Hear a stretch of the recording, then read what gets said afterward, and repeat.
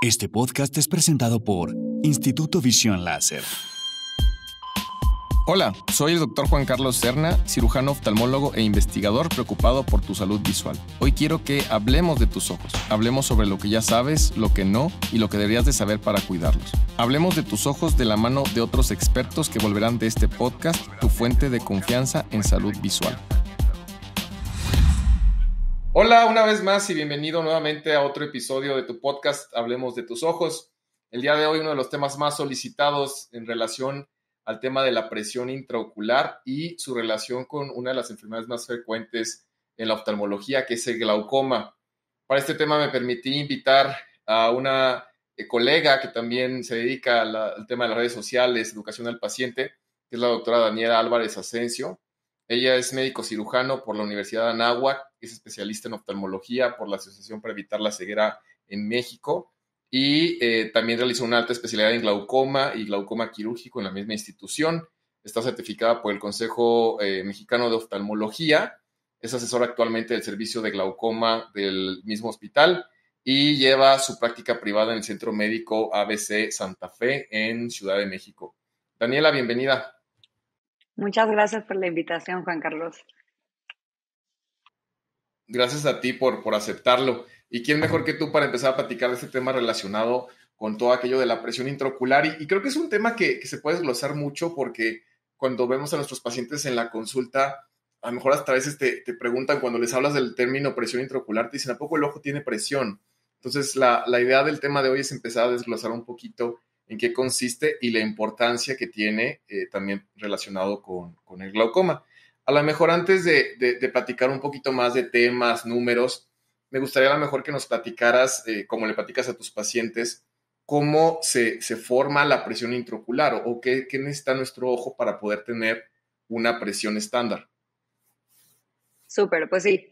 La forma más sencilla de explicarlo, como sin entrar en detalles anatómicos o fisiológicos muy clavados, básicamente es que el ojo, para mantener su forma y su función, necesita tener un cierto tono, ¿no?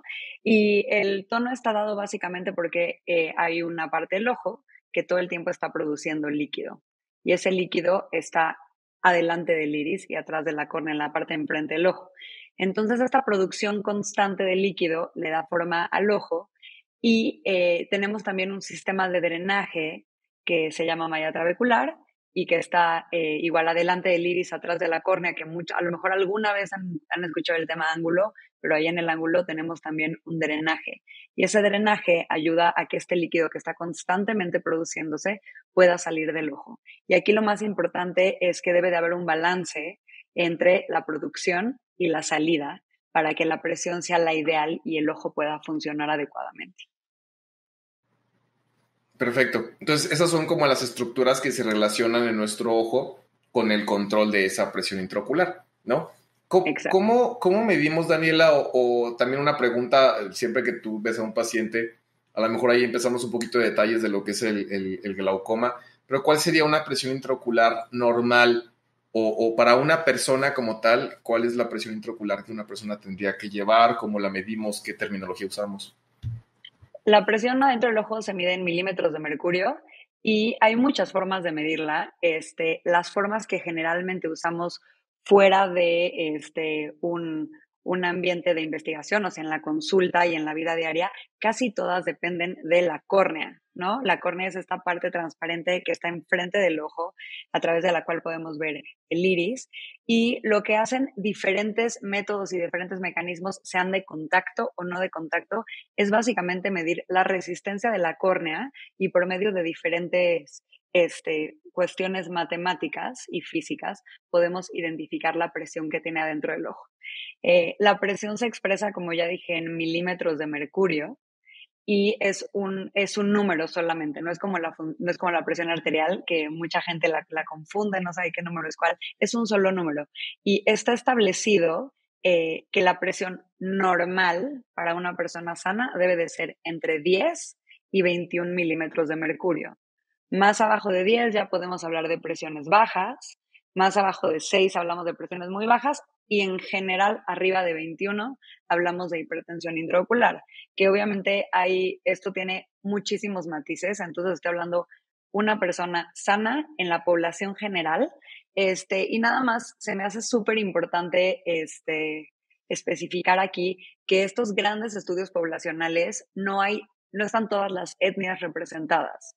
Y una de las etnias que no está muy representada son los mexicanos y los países latinoamericanos. Entonces, sí hay estudios que incluyen nuestra raza, por así decirlo, pero en general, estudios tan grandes como de los cuales depende que hablemos de la normalidad, no estamos tan representados, porque puede generar un poco de confusión por cómo se comporta en nosotros la presión intraocular.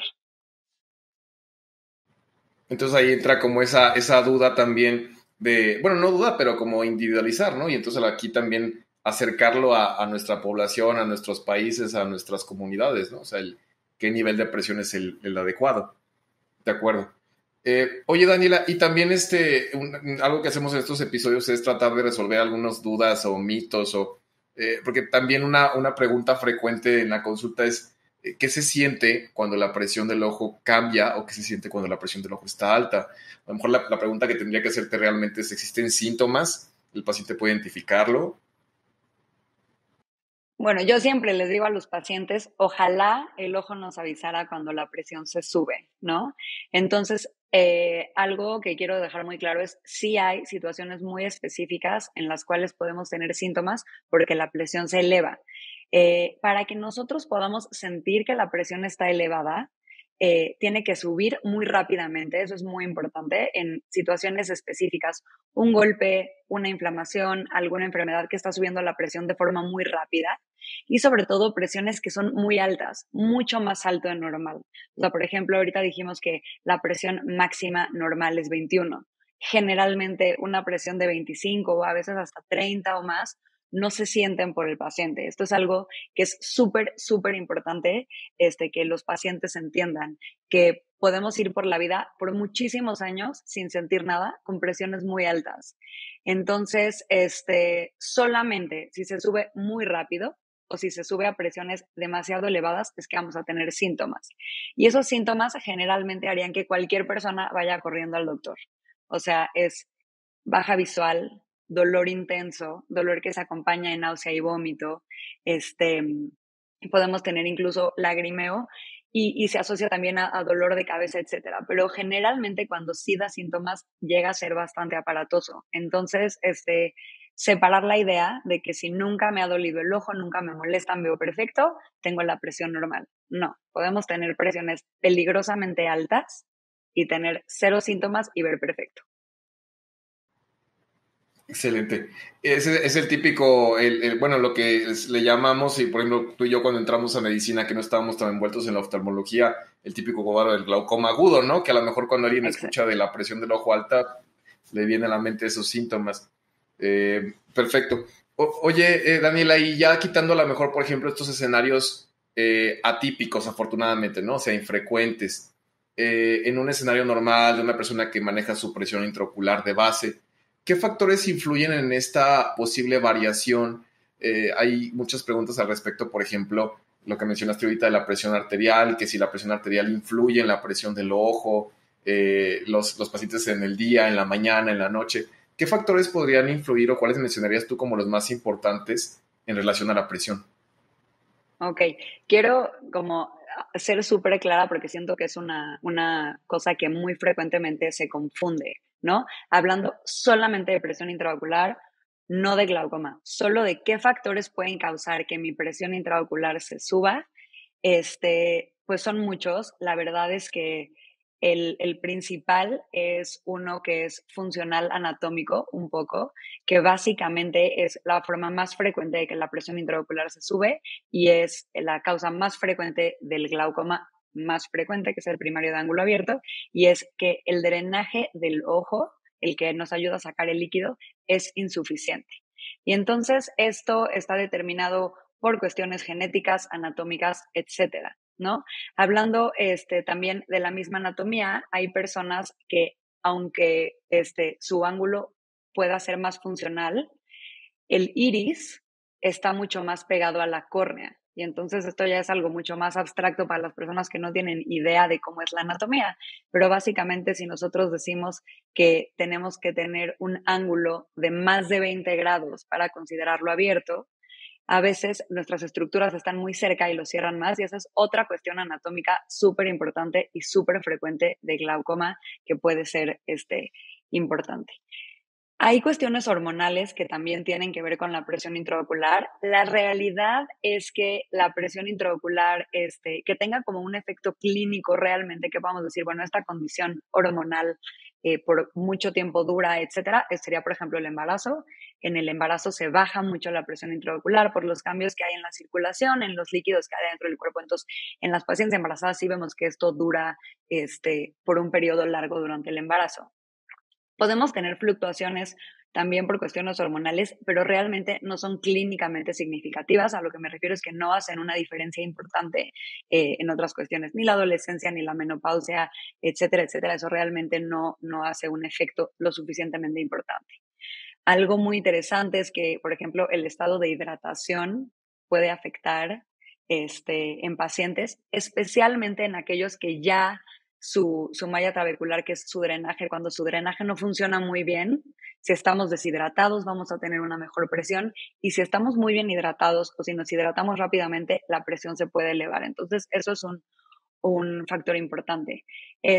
Algo que se piensa muchísimo es que si tenemos la presión del cuerpo alta, vamos a tener la presión del ojo alta. Y es súper importante decir que no. Hay una relación muy importante entre la hipertensión y el glaucoma como enfermedad del nervio óptico, pero no hay una relación entre que tengamos la presión del cuerpo alta y tengamos alta la presión del ojo. Entonces, sin meterme mucho como en más detalles de esto, por ejemplo, sí, si yo tengo hipertensión, tengo más riesgo de padecer glaucoma, pero no necesariamente cursar con presión alta. Y si yo tengo hipertensión, tengo más riesgo de padecer glaucoma, además, y de padecer glaucoma más severo por las variaciones de presión que tenemos y por los medicamentos que tomamos. Entonces, eso es otro tema, pero hablando de cosas que afectan, la verdad es que la hipertensión como tal, no tener hipertensión arterial es igual a tener hipertensión ocular. Pero básicamente yo diría que las más importantes serían justamente las funcionales en pacientes que tienen un drenaje abierto o un drenaje que en teoría está normal. En los pacientes que tienen un drenaje cerrado, que son los pacientes de ángulo cerrado, que es igual una enfermedad que tiene 1.000.000 de matices, y lo que te comento de la hidratación. Y también algo chistoso es que hay posiciones o actividades que sí pueden afectar la presión a largo plazo. Sabemos que los atletas que hacen halterofilia, que levantan pesas muy, muy pesadas, a largo plazo pueden tener picos de presión intraocular muy altos que pueden o no tener efecto en el nervio óptico. Personas que practican actividades como yoga o algunos otros tipos de entrenamiento en los cuales la cabeza pasa a estar por debajo del corazón, y entonces nosotros normalmente estamos parados o estamos acostados, y un poco la gravedad ayuda a que la presión venosa baje.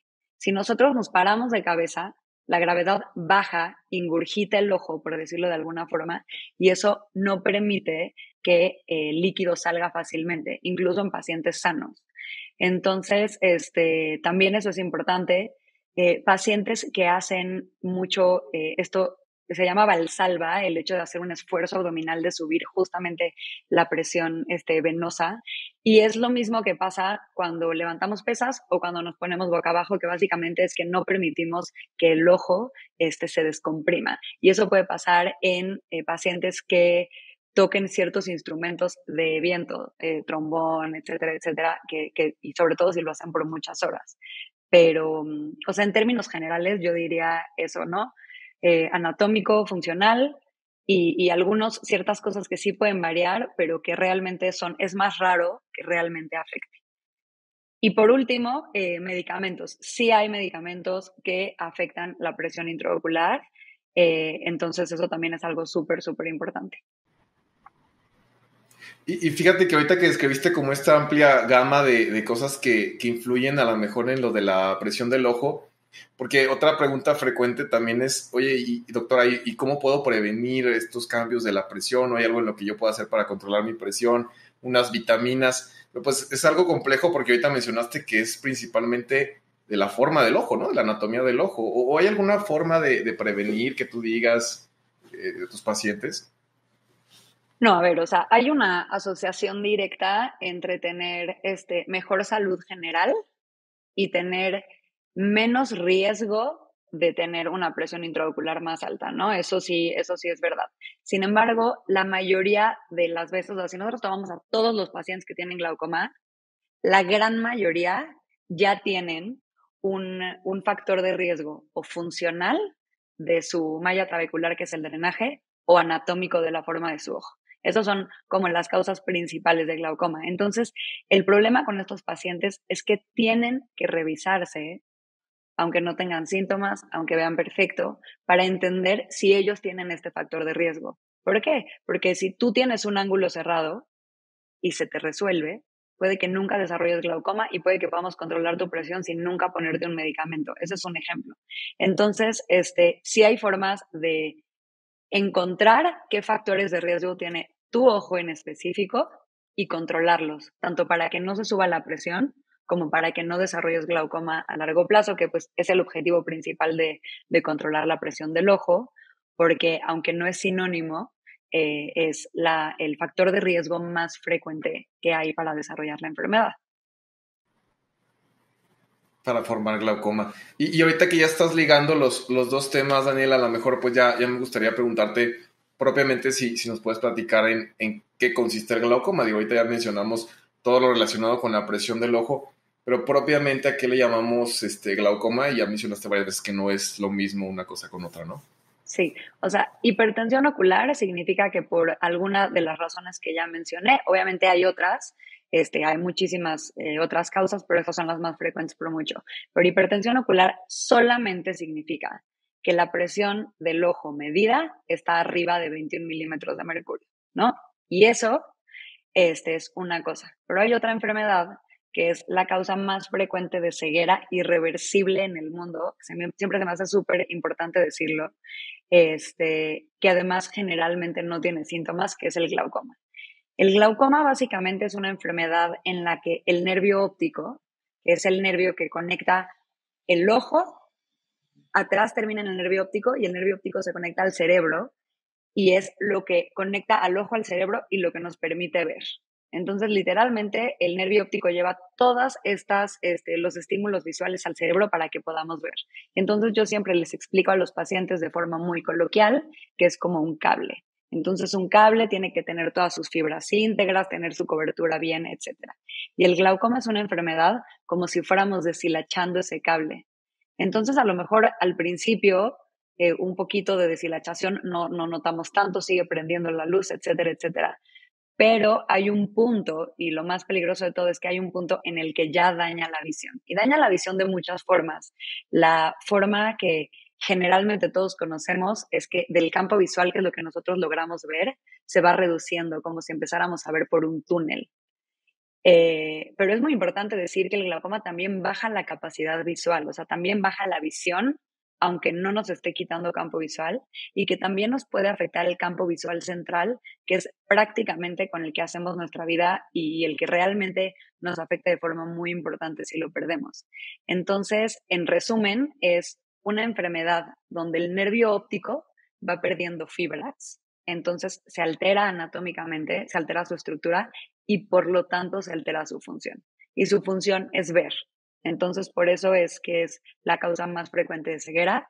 Y algo muy importante es que se puede tratar, se puede prevenir, pero no se puede regresar el daño.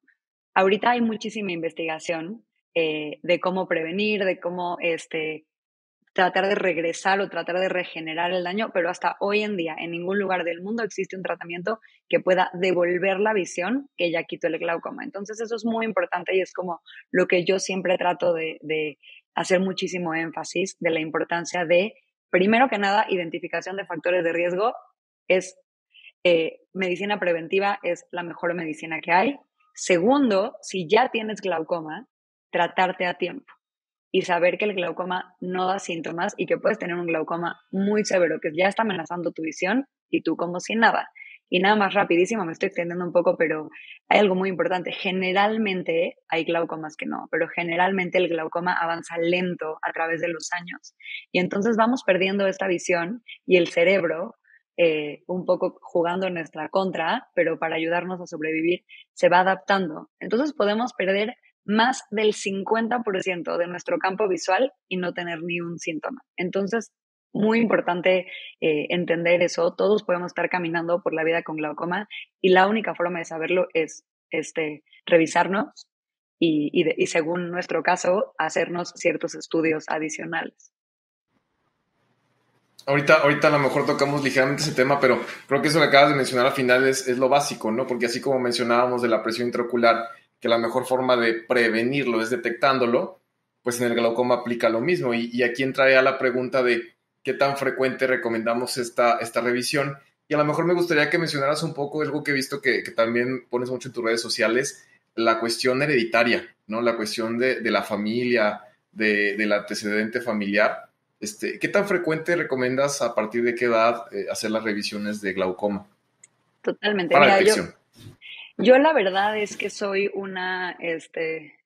o sea, yo tengo una fijación con la medicina preventiva. Me parece que es la mejor forma de identificar y tratar una enfermedad a tiempo y la única forma de que las enfermedades no se vuelvan devastadoras. O sea, a lo mejor es porque yo tengo una especialidad en la cual vemos muchos casos en los que hay muy poco que hacer y que afectan la calidad de vida de los pacientes y de sus familiares de una forma muy, muy importante. Entonces, lo que yo quiero comunicar es, se puede prevenir, se puede tratar a tiempo. Mi recomendación, la verdad, es que existen muchísimas enfermedades que se pueden identificar desde que nacemos, prácticamente. Entonces, yo creo que, bueno, el tamiz visual es básico. En el 100% de los recién nacidos de término se tiene que hacer un tamiz visual entre las 4 y las 6 semanas de nacimiento. Ahí podemos identificar muchísimas cosas y prevenir ceguera infantil. Entonces, ese es el primero. Yo creo que desafortunadamente en las escuelas no existe en general como un tamizaje importante o una educación suficiente para identificar a niños que puedan tener problemas visuales. Entonces, yo pienso que las personas que pueden tener acceso a esto deberían de tener una revisión anual toda la vida, en un mundo ideal. Obviamente, ya hablando específicamente de que no todos nos podemos ir a revisar todos los años los ojos, yo diría que no puede faltar. No puede faltar el tamiz visual, no puede faltar el examen del preescolar, que generalmente se hace a los 3 años de edad, donde podemos identificar muchísimas cosas que pueden salvarle la visión a un niño. Yo pienso que todas las personas adultas mayores de 18 años deben de tener por lo menos un estudio. Tú a los 18 años puedes tener signos de factores de riesgo que en el futuro te pueden traer muchas enfermedades, no solo glaucoma. Entonces, si tú a los 18 años estás en un examen y te dicen, no, tu ojo está perfecto, regresa a los 40 y ven una vez al año, ok. Pero siguiendo eso, yo diría, si no tienes ningún factor de riesgo en tu familia, revísate a partir de los 40 años, todos los años. Aunque veas perfecto, aunque no tengas síntomas, aunque en tu última revisión te dijeron que estabas bien, todos los años revísate a partir de los 40. Si tienes familiares con glaucoma, con hipertensión ocular o con ceguera, que muchas veces no sabemos por qué mi tío está ciego, mi primo está ciego, mi abuelito, entonces si sabes que alguien en tu familia tiene ceguera, revísate una vez al año. Pero yo diría que de las personas que tienen factores de riesgo se hagan una revisión de base para que sepan si su único factor de riesgo es un antecedente familiar o si traen otras cosas. La verdad es que sí vemos, seguramente a ti también te pasa, pacientes jóvenes sanos que obviamente no tienen glaucoma en ese momento, pero que tienen hipertensión ocular o que tienen ángulos muy cerrados y que tienen que saber cómo van a actuar en el futuro. Entonces, no sé si respondí a tu pregunta, pero en resumen diría tamiz visual, preescolar, una vez de la vida adulta y después de los 40 años, todos los años. Sí, totalmente. Y es que como bien dices, digo, como oftalmólogos detectamos si yo encuentro una persona con miopía alta, ¿no? Un chavo, un adolescente, oye, no tienes glaucoma, pero tu miopía te predispone a que tu ojo sea más propenso a esta y a otras cosas. Entonces, date una vuelta cada año, te reviso. Sí, la mejor medicina totalmente, pues es la preventiva. Sí, totalmente.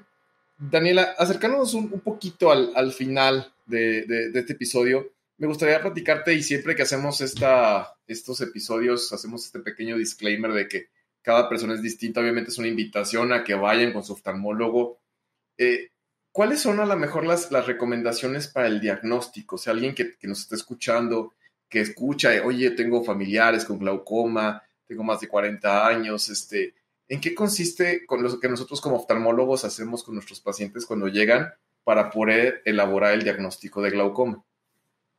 Bueno, o sea, primero quiero decir que estamos viviendo una época en la que se puede identificar la enfermedad de manera extremadamente temprana, afortunadamente, que esto no pasaba hace relativamente pocos años. Entonces, eso es lo primero.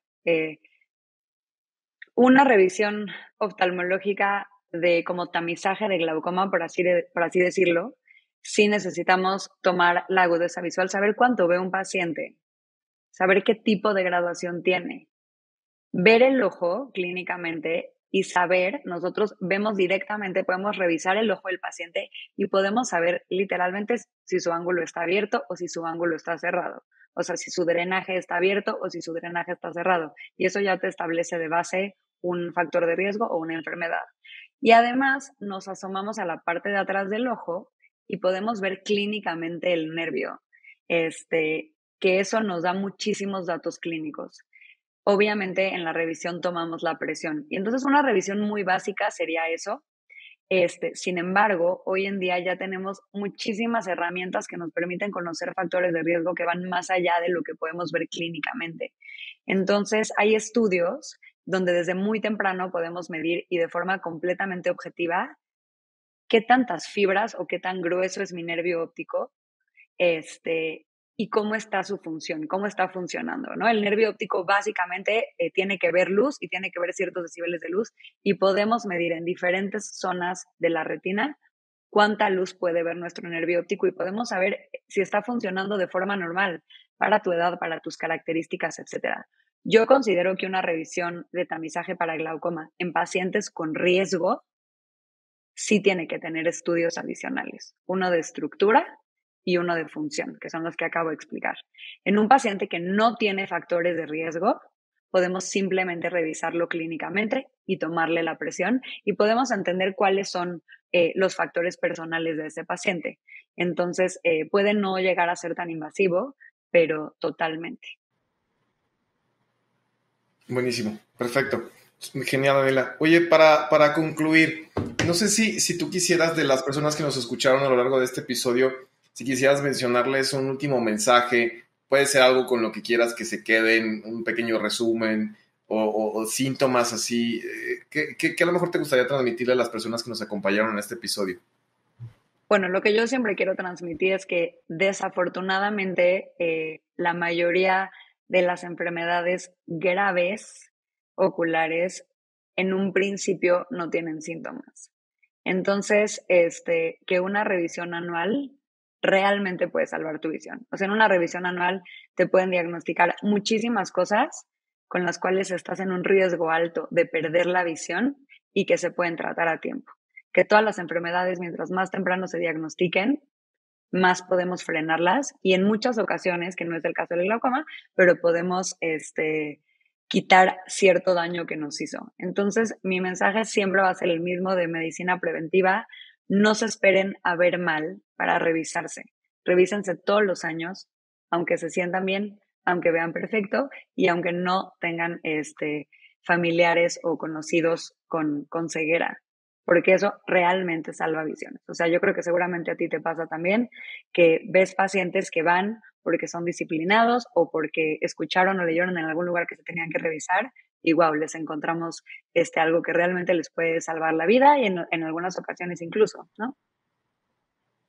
Sí, totalmente. Creo que es el mejor mensaje para concluir porque realmente creo que la prevención nos permite identificar temas a nivel del ojo y a nivel de la salud general del paciente. Totalmente. Perfecto, Daniela. Daniela, si las que nos acompañaron en este episodio quieren contactarte, no sé si puedas compartirnos tus redes sociales, tus medios de contacto. Sí, claro, todo está básicamente en mi Instagram, que es @DRA de doctora, punto Daniela Álvarez, todo pegado. @doctora.Daniela Álvarez, y ahí están todas las formas en las que me pueden contactar y con mucho gusto. Yo, como tú, soy una apasionada de la educación al paciente y de que la información es poder.